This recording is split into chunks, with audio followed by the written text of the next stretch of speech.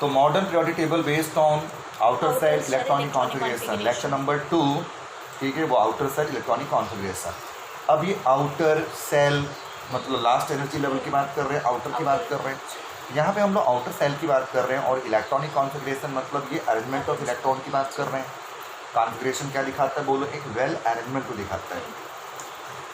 और ये अरेंजमेंट जो है, इस अरेंजमेंट के लिए मतलब आउटर सेल इलेक्ट्रॉनिक कॉन्फ़िगरेशन के लिए जो ऑरिजिन बनेगा, तो ऑरिजिन किसको बोलते हैं, जीरो को बोलते हैं। अगर मैं बोलूँगा ऑरिजिन है, इसका मतलब वो जीरो है।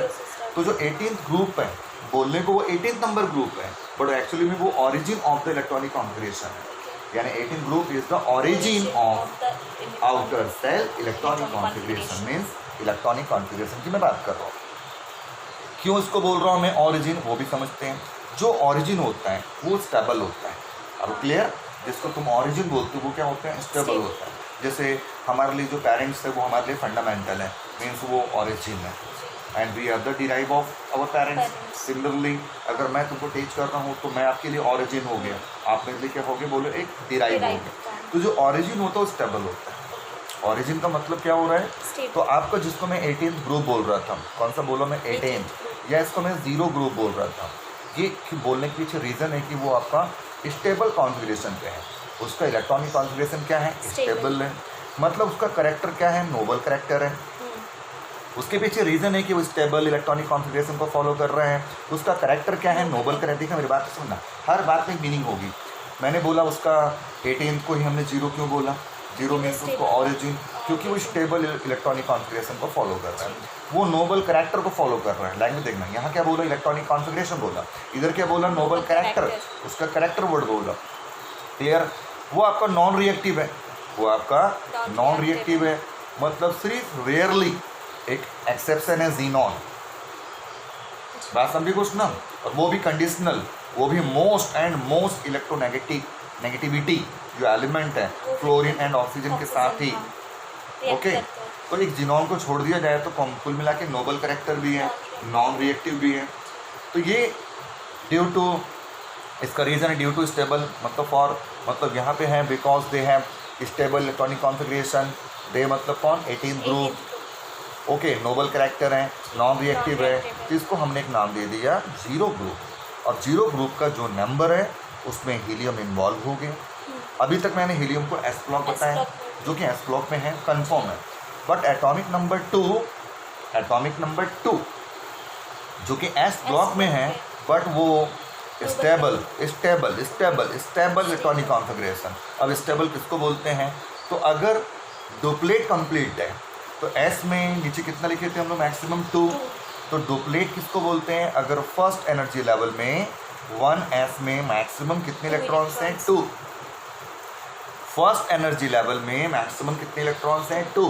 तो एटॉमिक नंबर 2 के साथ कोई भी एलिमेंट जो कि फिलहाल कौन है, हीलियम है, वो आपका स्टेबल हो गया। हीलियम क्या हो गया आपका, स्टेबल हो गया, मीन्स वो नोबल करेक्टर को फॉलो कर रहा है। ओके, अब मैंने बोला एटॉमिक नंबर 10, जैसे मैंने एटॉमिक नंबर 10 बोला, एटॉमिक नंबर 10 तो 1s2, और जैसे 10 बोला तो वो 2s2 2p6, तो 1s2 2s2 2p6, तो उसका आउटर सेल हो गया 2s2 2p6। मीनिंग को समझना, 2s2 2p6, मैंने 1s2 को नहीं लिखा ना, मैंने 1s2 क्यों नहीं लिखा, तो 1s2 उसका इनर सेल हो गया और ये उसका आउटर सेल। आउटर मतलब सेकेंड एनर्जी लेवल है। ये जो 2 लिखा है ना यहाँ पे 2, ये 2 कोई मैथमेटिक्स का 2 नहीं है, ये आपका सेकेंड एनर्जी लेवल का 2 है। क्या है बोलो, ये सेकेंड एनर्जी लेवल का 2। अरे क्लियर, तो हीलियम डुप्लेट को फॉलो कर रहा है। तो कोई भी एलिमेंट जिसका डुप्लेट, अगर उसमें 2 मैक्सिमम, जो कि एस में ही चलेगा, एस का मैक्सिमम कितना, 2, तो उसको डुप्लेट, अगर डुप्लेट को फॉलो कर रहा है, किसको फॉलो कर रहा है, डुप्लेट को, इसका मतलब है कि वो कंप्लीट स्टेबल इलेक्ट्रॉनिक कॉन्फ़िगरेशन को फॉलो करके वो नोबल करेक्टर को प्राप्त कर लेगा। ओके, और नॉन रिएक्टिव बन जाएगा, क्योंकि रिएक्टिव तब हो पाएगा, रिएक्शन होने के लिए बॉन्डिंग होना पड़ेगा, और बॉन्डिंग और केमिकल बॉन्डिंग के लिए ओवरलैपिंग का होना या इलेक्ट्रॉन का लेना और देना, मतलब कुल मिला के उसका डोनेशन और एक्सेप्शन होना चाहिए। लेकिन यहाँ पे डुप्लेट आपका स्टेबल कॉन्फ़िगरेशन को दिखाता है, और डुप्लेट के बाद में 6+2, आउटर में कितना बोलो, 6+2, ठीक है। 6 + 2 ये सारे स्टूडेंट के नंबर है सर। 6 + 2 कितना हो गया बोलो 8। तो ये तुम्हारा क्या हो गया बोलो ऑक्टेट। ये क्या हो गया तुम्हारा बोलो ऑक्टेट। तो कोई भी एलिमेंट जो डुप्लेट कितना बोलो डुप्लेट या फिर ऑक्टेट को अगर आइदर डुप्लेट और ऑक्टेट स्टेबल इलेक्ट्रॉनिक कॉन्फ़िगरेशन को फॉलो कर रहा है तो वो नोबल करेक्टर है। ठीक है। ड्यू टू दिस हमने बोला कि 0 ग्रुप बोला। तो हमने atomic number 2, atomic number 10, atomic number 18 जिसको हम लोग मैजिक नंबर बोलते हैं, अपनी भाषा में हम लोग बोलते हैं मैजिक, जादुई नंबर मैजिक। तो 2, 10, 18, 36, 54, 86 एंड 118। रिपीट कर लो 2, 10, 18, 36, 54, 86, 118। इसका मतलब है अगर आपके पास में 2 इलेक्ट्रॉन्स हैं या मैंने बोला 10 इलेक्ट्रॉन है, अगर कोई भी एलिमेंट 2 इलेक्ट्रॉन के साथ है विथ 10 इलेक्ट्रॉन है, विथ 18 इलेक्ट्रॉन है, विथ 36 इलेक्ट्रॉन्स है, विथ 54 इलेक्ट्रॉन्स है, विथ 86 इलेक्ट्रॉन्स है, 86 इलेक्ट्रॉन्स है, विथ 118 इलेक्ट्रॉन्स हैं, इसका मतलब है दे शो स्टेबल। वो क्या शो करेंगे? स्टेबल इलेक्ट्रॉनिक कॉन्फ़िगरेशन को शो करेंगे।